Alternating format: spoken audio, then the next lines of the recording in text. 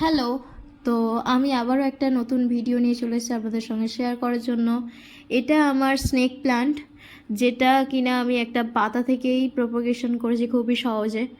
আমি জাস্ট একটাই পাতা জলের মধ্যে রেখেছিলাম, দেন দেখতেই পাচ্ছেন অনেকগুলো চারা বেরিয়ে গিয়েছে এটা থেকে। স্নেক প্ল্যান্টের খুব একটা বেশি যত্ন করতে লাগে না, এটা যে কোনো মাটিতে বসিয়ে দিলেই এটা হয়ে গ্রো করে খুব সহজেই। তো আমি এটার মাটির জন্য বেশি কিছু ইউজ করিনি।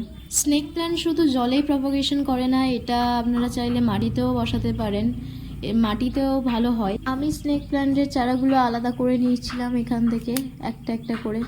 প্রত্যেকটা আলাদাভাবে বসাতে পারেন, আবার একটা টবে অনেক সবগুলো চারাই বসাতে পারেন, অসুবিধা হবে না। তবে বড় হয়ে গেলে সেগুলো আলাদা আলাদা করার চেষ্টা করবেন।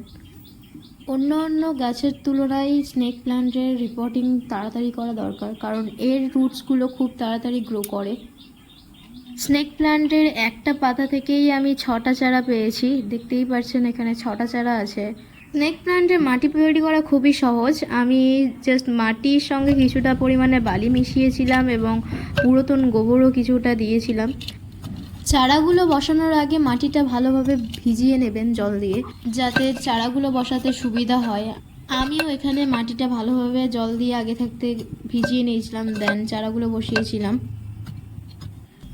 চারাগুলো বসিয়ে নেওয়ার পরে আপনারা চেষ্টা করবেন চারাগুলোকে সেমি শেডে রাখার, 1 থেকে 2 সপ্তাহ মতো সেমি শেডে রাখার। প্রতিদিন জল দেওয়ার চেষ্টা করবেন এবং সারাদিনে 4-5 ঘন্টা রোদ আসে এরকম একটা জায়গা দেখে গাছটাকে রাখবেন, তাহলে বেশি ভালো গ্রো করবে। তো আজকে এই পর্যন্ত, দেখা হচ্ছে নেক্সট কোনো ভিডিওতে। আর এরকম ভিডিও দেখতে হলে আমার চ্যানেলটিকে সাবস্ক্রাইব করে নিন। বাই।